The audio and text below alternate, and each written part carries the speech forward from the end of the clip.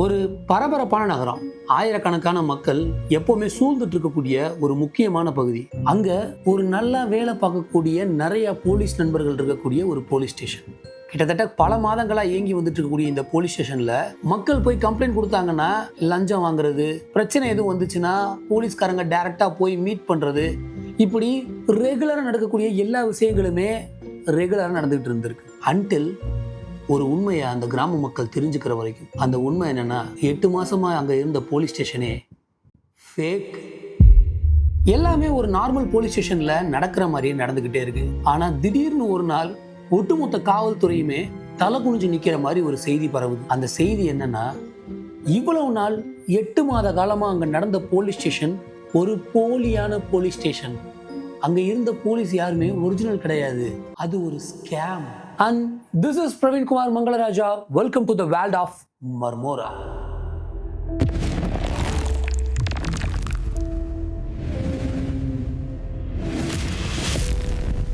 சுத்தப்படுத்தின பில்டிங்கை திடீர்னு பார்த்தீங்கன்னா காவல் நிலையம் அப்படின்னு அறிவிக்கிறாங்க. வெளியில் ஒரு பெரிய போர்டும் வைக்கப்படுது, இந்த ஏரியாவுடைய போலீஸ் ஸ்டேஷன் இதுதான் அப்படின்னு சொல்லி. ஸோ இதை பார்த்த உடனே மக்கள் நிறையா பேர் தங்களுடைய குறைகளை போய் சொல்கிறதுக்கு ஒரு நல்ல இடம் கிடச்சிருக்கு, இந்த ஏரியாவில் போலீஸ் ஸ்டேஷன் கொண்டு வந்தது ரொம்பவே நல்லது அப்படின்னு கொஞ்சம் கொஞ்சமாக பேச ஆரம்பிக்கிறாங்க. இது ஊர் ஃபுல்லாக தீயா பரவுது.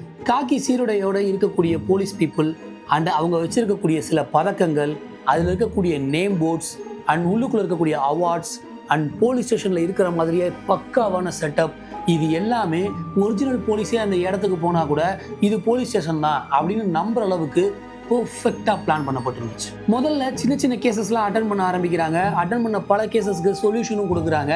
நாட்கள் நகருது, வாரங்கள் நகருது, அப்படியே மாதங்களும் நகருது.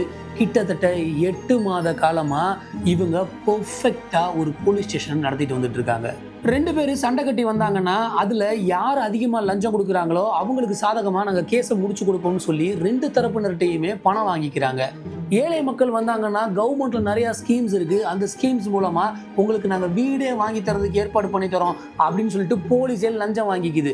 இப்படி வாங்கிக்கிட்ட லஞ்சத்தினால போலீஸ் மேலே எதிர்த்து கேஸ் கொடுக்க கூட முடியாம நிறைய ஏழை மக்கள் இதை நம்பி ஏகப்பட்ட பணத்தை அவங்க கிட்ட கொடுத்துருக்காங்க.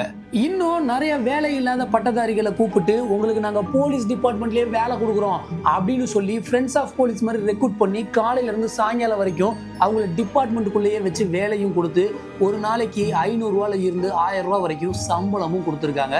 உள்ளூர் இருக்கக்கூடிய இளைஞர்களை கூப்பிட்டு நீங்க போலீஸ் ஆகிறதுக்கு எங்க கிட்ட வந்து ஒர்க் பண்ணீங்கன்னா அந்த ஒர்க் எக்ஸ்பீரியன்ஸ் உங்களுக்கு ரொம்பவே ஹெல்ப் பண்ணும் அப்படின்னு சொல்லி அவங்களுக்கு டெய்லி வேஜஸ்ல அவங்களுக்கு போலீஸ் வேலையும் கொடுத்துருக்காங்க வித் காக்கி யூனிஃபார்மோட.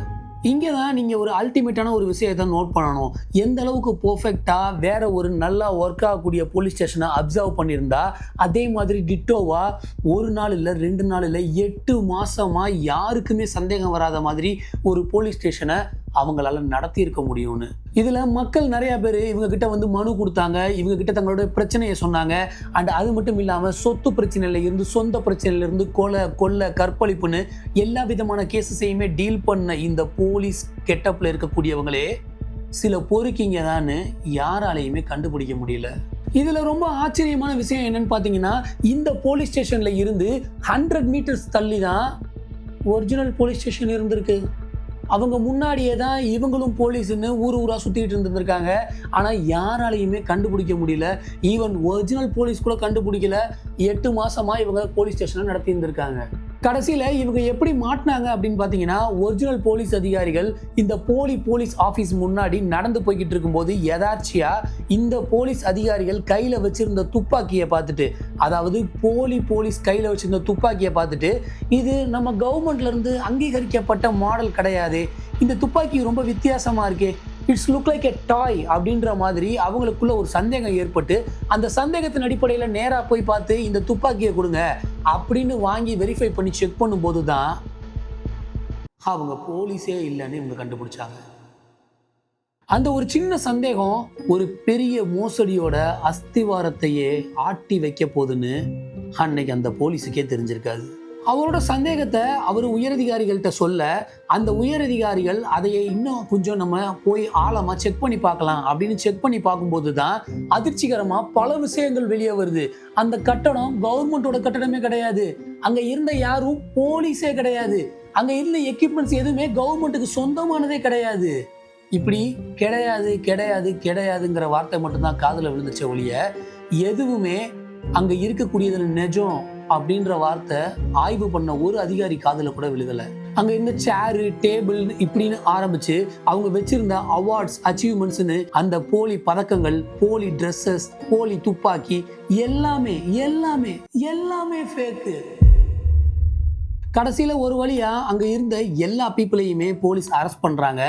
ஆனா ஒரு பெரிய ஆச்சரியம் என்ன அப்படின்னா, எங்க இருந்து ஒரு ஃபேக் போலீஸ் ஸ்டேஷன் நடத்துற அளவுக்கு அவளுக்கு தைரியம் வந்துச்சு அப்படின்றதே பெரிய ஆச்சரியம் தான். அண்ட் இவ்வளோ சிஸ்டம்ஸுக்கு இங்கே இன்வெஸ்ட் பண்ண அந்த முதலீடு தலைவர் யாரு அப்படின்றதும் ஒரு ஆச்சரியம் தான். ஏன்னா அவர் யாருன்னு இப்போ வரைக்கும் யாருக்குமே தெரியல. அதனால நீங்க கண்ணில் பார்க்குற எல்லாமே உண்மை கிடையாது, காதால கேட்கறதும் உண்மை கிடையாது, தீர விசாரிச்சு பார்க்கறது மட்டும்தான் இங்கே நிதர்சனமான உண்மை. இந்த மாதிரி தீர விசாரிச்சு பல உண்மையான கண்டென்ட்ஸை கொடுக்கக்கூடிய மர்மோரா சேனலை மறக்காம சப்ஸ்கிரைப் பண்ணிக்கோங்க.